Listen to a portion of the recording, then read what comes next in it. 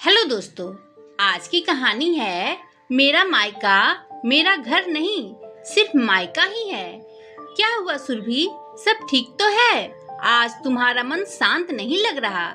सुरभि विवेक के गले लग बहुत देर रोती रही, फिर खुद को संभालते हुए बोली, रिश्तों में पैसों को नहीं लाना चाहिए, लेकिन पैसा ही रिश्तों की बुनियाद तय करता है। यह पैसा इंसान की औकात बता देता है। पैसा ही सब कुछ नहीं होता, लेकिन पैसे के बिना भी कुछ नहीं होता। सिर्फ प्यार के सहारे जिंदगी नहीं चलती। पेट की भूख क्या से क्या बना देती है इंसान को। रक्षाबंधन में और भैया दूज पर मेरे मायके में विवाह उत्सव जैसी भीड़ होती थी।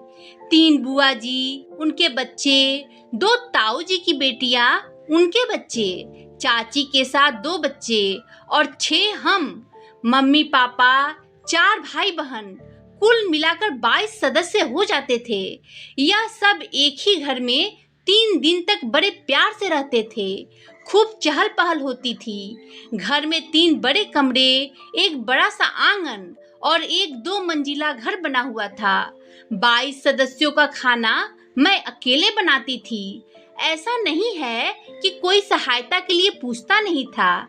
मैं ही मना कर देती थी, क्योंकि रसोई में 2 से ज्यादा महिलाएं बातें ज्यादा करती है, काम कम। वैसे भी एक व्यक्ति के हाथ से काम अधिक निपुणता से हो जाता। मैं खुद ही मना कर देती और कहती, आप सब बहुत दिनों बाद मिले हो, बातें कर लीजिए, रसोई में मैं हूं ना। सारी औरतें एक कमरे में, बच्चे एक कमरे में और सारे बड़े आदमी अलग अपने कमरे में कहीं भी जगह देखकर स्थान ग्रहण करते। इतनी चहल पहल देखकर मेरी बैटरी दोगुनी चार्ज हो जाती। पूरी रात बात चलती रहती। मेरी नींद जरा से शोर से खुल जाती है तो सब बातें करती हुई मिलती। मुझे कहना पड़ता, तुम सोते नहीं हो क्या? जब देखो बात ही खत्म नहीं होती। बुआ हंसकर कहती, रोज रोज कहाँ सब इकट्ठे होते हैं, पूरे साल की बातें इन 2 रातों में ही करते हैं। जब तीनों बुआ वापस जाती तो अनजाने ही मेरी आंखों से आंसू बरसने लगते। मुझे अपनी तीनों बुआ से बहुत लगाव था। बुआ की आवाज सुनते ही दौड़ी चली जाती गेट पर उनको लाने। जैसे जैसे हम बड़े होते गए, आधुनिकता की होड़ में संयुक्त परिवार बिखरते चले गए। रिश्तों में अब प्यार की जगह को पैसों ने ले लिया था। अब सभी के बच्चों की शादी हो चुकी थी, सब अपने घर में व्यस्त हो गए। अब मैं खुद बुआ बन गई थी। 2-2.5 घंटे के लिए ही जाना होता था मायके, भाई दूज पर। 2 बुआ ने आना बंद कर दिया था, बस बड़ी बुआ अब भी आती है। उनकी मान्यता है, एक बार दोस्त शुरू कर दी तो बीच में छोड़नी नहीं चाहिए। आज जब मैं खुद बुआ के रूप में मायके जाती हूँ, तब समझ आता है अपनी बुआओं से लगाव का कारण। कितना अजीब लगता है ना, अपने ही घर में मेहमान बनकर जाना। आजकल अभिभावकों की सोच में बदलाव हो रहा है। लड़की को पराया नहीं समझते हैं, पर मेरे पापा पुराने विचारों के हैं। उनके अनुसार अपने ही घर में मेहमान बनकर आती हूँ। कोई हक नहीं मुझे अपनी मर्जी जताने का, कोई जिद करने का।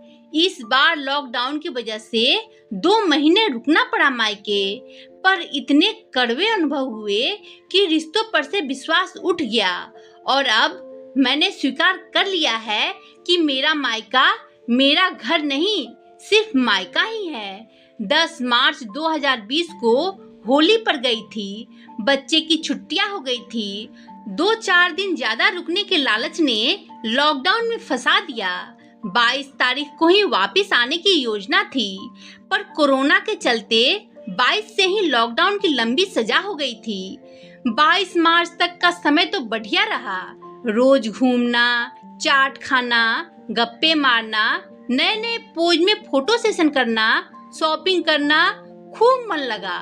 लेकिन लॉकडाउन में घूमने नहीं जा सकते, कोरोना के डर से घर में ही रहना था। चाट पकौड़ी, घूमना, मस्ती सब बंद।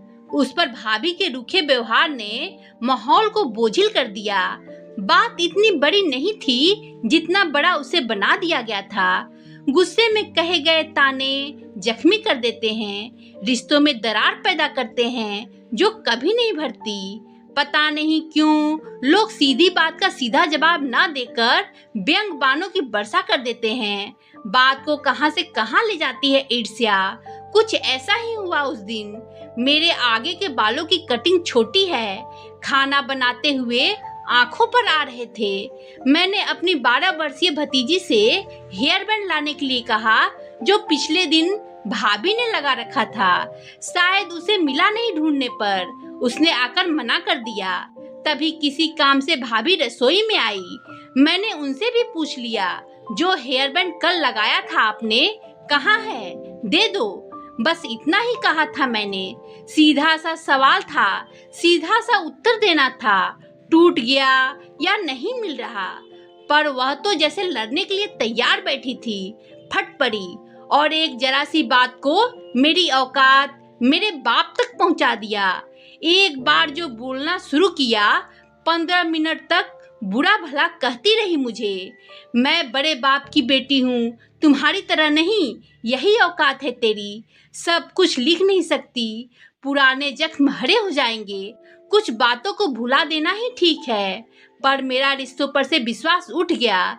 जिस भाभी के हक के लिए मैंने हमेशा आवाज उठाई, हमेशा सहायता के लिए खड़ी रही, उनके बच्चों को भी अपने से ज्यादा प्यार किया, उन्होंने हेयर बैंड के ऊपर मुझे मेरी औकात दिखा दी।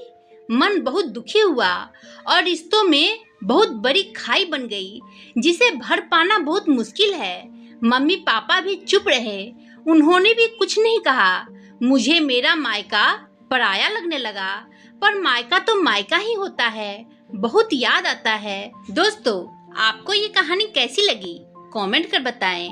कहानी पसंद आई हो तो लाइक शेयर करें और मेरे चैनल को सब्सक्राइब करना ना भूलें। धन्यवाद दोस्तों।